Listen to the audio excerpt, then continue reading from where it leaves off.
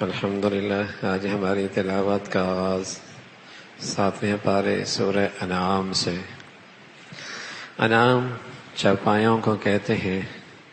مشرکین کا ان کے بارے میں غلط نظریہ اور پھر ان کی تردید اس صورت میں ہے، پھر اس صورت کا نام انعام رکھ دیا۔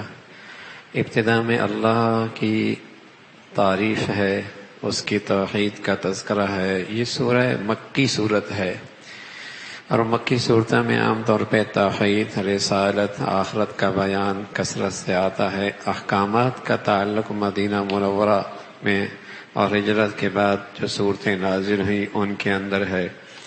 یہ صورت مکی ہے، اس کے اندر بھی توحید کا، رسالت کا اور آخرت کی زندگی کا تذکرہ مختلف انداز سے آیا ہے۔ ابتدا میں اللہ کی تعریف ہے، اس کی توحید کا تذکرہ ہے۔ زمین و آسمان کا پیدا کرنے والا، روشنی اور اندھیرا کا پیدا کرنے والا اکیلا اللہ ہے، اور انسانوں کو مٹی سے بنایا ہے، ایک وقت مقرر تک ہے۔ اللہ کے حبیب کو تسلی دی ہے کہ آپ کے خلاف یہ سازشیں، آپ کا مذاق اڑانا، یہ سلسلہ مشرکین کی طرف سے بہت پرانا ہے۔ پھر آخرت کا تذکرہ فرمایا، پھر کفار اور مشرکین کا یہ کہنا کہ آپ کے ساتھ، آپ کی تصدیق کے لیے کوئی فرشتہ ساتھ ہونا چاہیے، کوئی لکھا ہوا پیغام آپ کے پاس ہمارے لیے ہونا چاہیے۔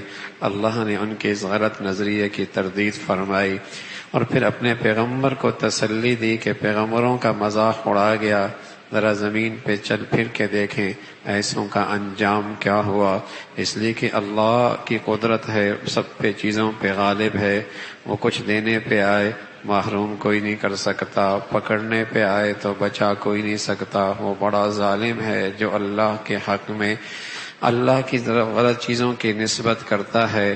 فرمایا جب یہ مصیبت میں پھنستے ہیں اور آزمائش میں آتے ہیں تو اکیلے اللہ کو پکارتے ہیں، اور جب نجات ہو جاتی ہے پھر شرک کرنے لگ جاتے ہیں۔ ان کا تذکرہ فرمایا، اور ساتھ تلقین فرمائی کہ آپ کی خدمت میں آنے پھر فرمایا یہ دنیا کی زندگی ایک عارضی زندگی ہے، عارضی زندگی ہے، حقیقی زندگی اگلی زندگی ہے۔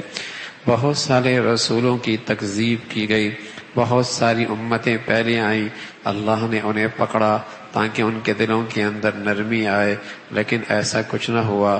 پھر اللہ نے ان پر نعمتوں کی فراوانی کر دی، وہ اور اترانے لگ گئے، تکبر میں مبتلا ہو گئے۔ پھر اللہ نے انہیں ایسا پکڑا کہ ان کی جڑ ہی کٹ گئی۔ اس کا اللہ رب العزت نے تذکرہ فرمایا کہ اللہ کی پکڑ بڑی سخت ہے۔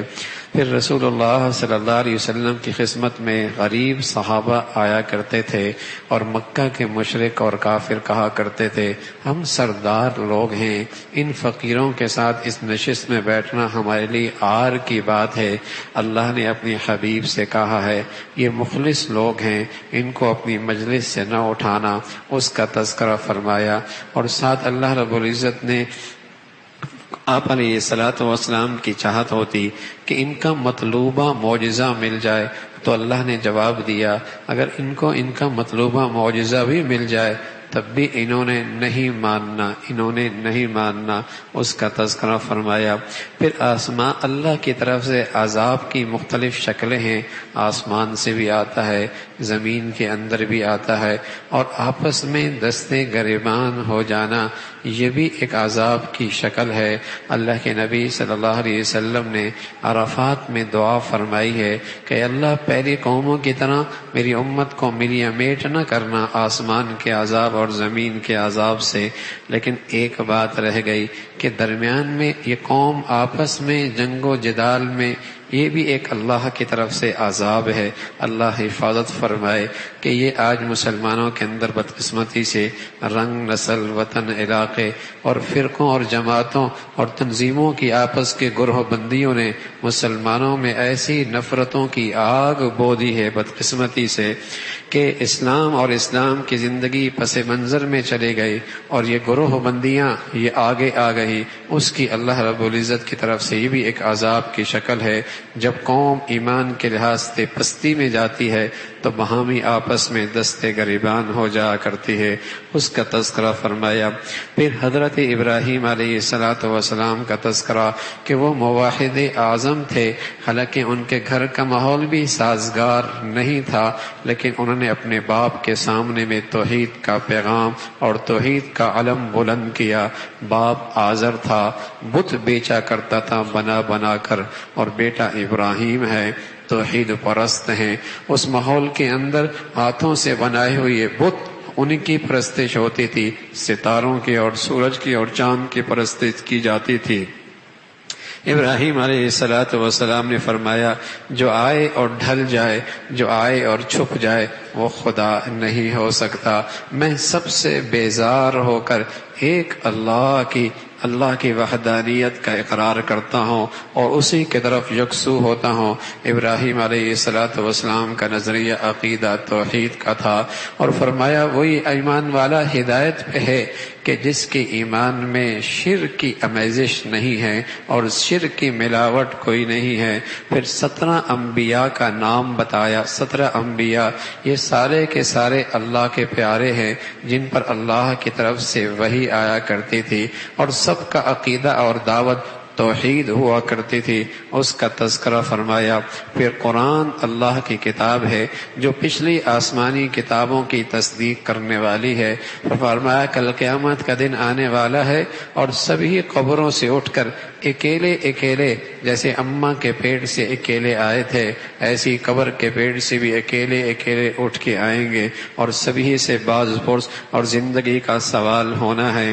پھر اللہ کی قدرت کا تذکرہ فرمایا، دیکھتے نہیں کیسے کھجور کی خوش گٹلی سے اللہ سبزہ پیدا کرتا ہے، کھجور کی خوش گٹلی سے کیسے اللہ سبزہ پیدا کرتا ہے، اور زمین کے اندر اس نرم و نازک کونپل کے اندر کون توانائی بھر دیتا ہے جو زمین کی سختی کو پھاڑ کے اوپر نکل آتی ہے۔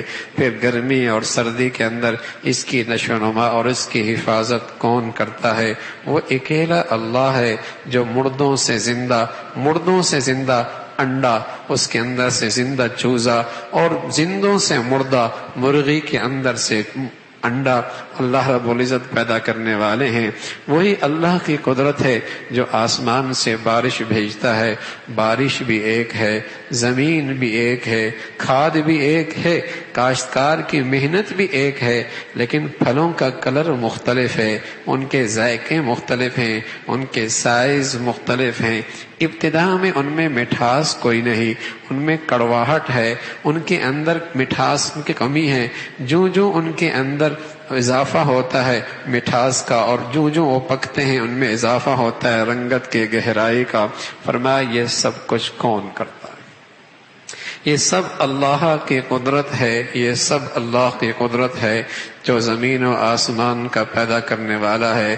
ذالکم اللہ ربکم لا الہ، یہ ہے تمہارا رب، اس کے سوا کوئی حاجت روا نہیں، کوئی مشکل کشا نہیں، کوئی عبادت کے لائق نہیں۔ وہ اکیلا ذات ہے، وہ سب کو دیکھتا ہے لیکن اسے کوئی نہیں دیکھتا، وہ ایسی قدرت والی ذات ہے۔ پھر اللہ نے اہل ایمان سے کہا کہ تم مشرکین کے معبودوں کو برا بھلا بھی مت کہو، اس لیے کہ وہ نادانی میں تمہارے خدا کو برا بھلا کہیں گے۔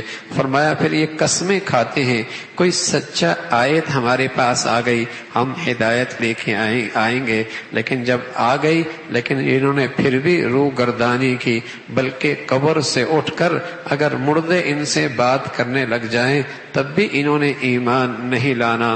پھر اللہ کے حبیب کو تسلی ہے، فرمایا جن کے دلوں کے اندر کجی ہے وہ برائی کی طرف چلتے ہیں، وہ برائی کی طرف چلتے ہیں، اکثریت برائی کی طرف چلتی ہے۔ اگر آپ اکثریت کی مانیں گے یہ بھی آپ کو راہ حق سے ہٹا دیں گے، اس کا تذکرہ۔ پھر اہل ایمان کو تلقین ہے، ظاہری گناہ ہو باطنی گناہ ہو سبھی کو چھوڑ دو، اس لیے کہ گناہ کی سزا اور ریئیکشن ہوا کرتا ہے۔ ظاہری گناہ ہو یا باطنی گناہ ہو، خلوت کے ہوں یا تنہائیوں کے ہوں، دل کے ہوں یا اعضاء اور جوارح کے ہوں، سبھی کے چھوڑ دو، اس لیے کہ گناہوں کا ریئیکشن اور اس کی سزا ہوا کرتی ہے۔ آج مادی دنیا کے نقشے اور مادی دنیا کی تعلیم اور ذہن سازی ہے، تو ہر مادی چیز کا اثر ہر آدمی جانتا ہے کہ بھائی برف کا یہ اثر ہے اور مرچوں کا یہ اثر ہے اور اس دوائی کا یہ اثر ہے۔ قرآن کہتا ہے نیکیوں کی بھی تاثیر ہے اور بدی کا بھی ریئیکشن ہوا کرتا ہے، اس کی بھی سزا ہوا کرتی ہے، اس کا تذکرہ فرمایا۔ پھر فرمایا جس کو اللہ ہدایت دینا چاہتے ہیں اور جس کے سینے میں ہدایت کا نور ہوتا ہے تو اسلام کا ہر حکم اس کے لیے آسان ہو جاتا ہے، اور جس کے دل کے اندر ظلمت کی اور گمراہی کا اندھیرا ہوتا ہے اس کے لیے اللہ کے حکموں کو پورا کرنا بہت مشکل ہوتا ہے۔ ایک شخص نے عرض کیا یا رسول اللہ مجھے کیسے پتہ چلے گا میرے دل کے اندر ایمان کا نور موجود ہے، ہدایت کی روشنی موجود ہے، مجھے کیسے پتہ چلے گا؟ تو پیارے نبی نے فرمایا 3 علامات ہیں، التجافی عن دار الغرور والانابۃ الی دار الخلود والاستعداد للموت قبل النزول۔ جب دنیا کے گھر سے دل اٹھ جائے اور آخرت کے گھر کی طرف دل راغب ہو جائے اور مرنے سے پہلے سفر کی تیاری میں لگ جائے، یہ علامت ہے کہ اللہ نے تجھے ہدایت کا نور دے رکھا ہے۔ اور سچی بات ہے بھائی، جب سر کی آنکھوں سے نظر آ رہا ہو تو اپنا کے ڈیفنس میں اپنا گھر تیار ہو رہا ہے اور رنگی ٹون کا گھر کرائے کا ہو تو بتائیے آدمی کی دلچسپی کہاں ہوتی ہے؟ جب سر کی آنکھوں سے نظر آ رہا ہو کہ ڈیفنس میں اپنا گھر تیار ہو رہا ہے اور رنگی ٹون میں کرائے کا گھر ہے تو بتائیے نیا قالین کہاں لگتا ہے اور نیا کلر کہاں ہوتا ہے اور نیا فرنیچر کہاں لگتا ہے؟ ایسی جب اللہ رب العزت دل کی روشنی دے دیں تو کہتا ہے دنیا کا کرائے کا گھر تو خالی کرنا ہی ہے، اپنا گھر تو وہاں ہے، آدمی کی دلچسپی وہاں کی بڑھ جاتی ہے۔ اور ظاہر ہے بھائی جب کرائے کا مکان مالک مکان یہ بھی کہہ دے کہ نوٹس ہے کسی وقت بھی جانا ہوگا تو بتائیے شفٹنگ کی تیاری شروع ہو جاتی ہے نہیں؟ شفٹنگ کی تیاری ہو جاتی ہے نہیں ہو جاتی؟ جب میرے گھر کے کتنے جنازے اٹھے ہیں تو یہ تو نوٹس آ گیا بھائی تو نے بھی اس گھر سے اٹھنا ہے، تو نے بھی اس گھر سے اٹھنا ہے۔ تو اللہ کے نبی صلی اللہ علیہ وسلم نے سچ فرمایا ہے، اللہ دل کی آنکھوں کی روشنی اور ہدایت کا نور نصیب فرما دے تو دنیا کی دلچسپی کم ہو جاتی ہے، آخرت کا دھیان اور آخرت کی رغبت بڑھ جاتی ہے اور جانے سے پہلے اپنی جانے کی تیاری میں لگ جاتا ہے۔ یہی ہدایت کی نشانی ہے۔ اللہ ہمیں یہ دولت نصیب فرما دے۔ اسی کا تذکرہ پھر مشرکین کی غلط رسم کا تذکرہ کہ وہ جب کٹائی کرتے ہیں اور کھیت اٹھاتے ہیں تو اس کے حصے مقرر کرتے ہیں، یہ بابا جی کا اور یہ خدا کا۔ اگر غیر اللہ کے نام پہ جو نظر مانتے ہیں اس کا بھی ڈھیر لگتا ہے، اللہ کے نام کا حصہ بھی مقرر کرتے ہیں۔ اللہ کا حصہ غیر اللہ کے حصے میں مل جائے کہتے ہیں کوئی بات نہیں، اللہ بڑا رحیم مہربان ہے، لیکن اس غیر اللہ کا حصہ اللہ کے حصے میں مل جائے نا بابا جی ناراض ہو جائیں گے۔ اللہ نے ان کی اس رسم بد کا تذکرہ فرمایا کہ انہیں اللہ کا لحاظ نہیں ہے، انہیں اللہ کا لحاظ نہیں ہے، غیر اللہ سے اتنا ڈرتے ہیں۔ اس کا تذکرہ پھر بچیوں کو، جسے کہیں کہ بچیوں کو زندہ درگور کر دینا اور ان کو اپنی لیے عار سمجھنا، اس کی مذمت فرمائی ہے۔ اور پھر مشرکین کے ہاں جانوروں میں مختلف قسم کی شرکیہ رواج تھا کہ یہ ان پر سواری کرنا منع ہے، اس لیے کہ اسے فلاں کے نام پہ مقرر کر دیا، ان کا کھانا استعمال منع ہے اس لیے کہ ان کے نام فلاں رکھ دیے۔ اللہ کی طرف سے حکم آیا کہ اللہ جن چیزوں کو حلال قرار دیتا ہے اور جن چیزوں کو حرام قرار دیتا ہے یہ اختیار صرف اللہ کے پاس ہے، یہ اختیار صرف اللہ کے پاس ہے۔ اور پھر وہ قرآن کی ایک جامع آیت جس میں ایسی 10 چیزوں کا تذکرہ فرمایا جو ساری آسمانی کتابوں کا بھی موضوع رہا ہے اور ساری آسمانی کتابوں کے اندر بھی ان 10 چیزوں کا تذکرہ ہے، اور وہ 10 چیزیں ہیں۔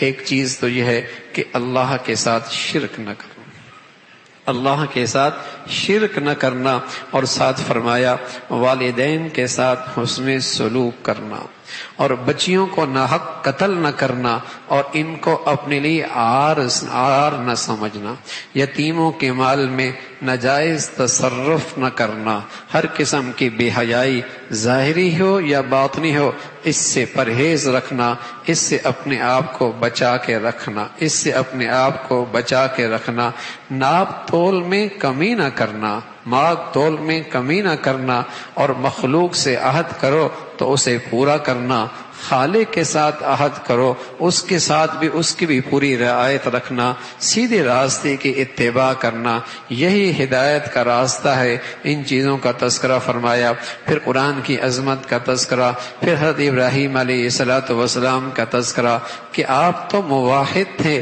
آپ شرک کرنے والے نہیں تھے، پھر اللہ کی رحمت کا تذکرہ، کوئی ایک نیکی لے کے آئے گا اللہ اس کو 10 گنا بڑھا کے عطا فرما دیں گے، غلطی ایک ہوئی سزا بھی ایک ہوگی، یہ بھی اللہ کی رحمت کا انداز ہے۔ پھر اللہ کے نبی صلی اللہ علیہ وسلم سے کہلایا گیا، آپ دنیا والوں سے کہہ دیں ان صلاتی ونسکی ومحیای ومماتی للہ رب العالمین، میری نماز بھی اور میری قربانی بھی اور میرا جینا بھی میرا مرنا بھی سب کچھ اللہ کی خاطر ہے۔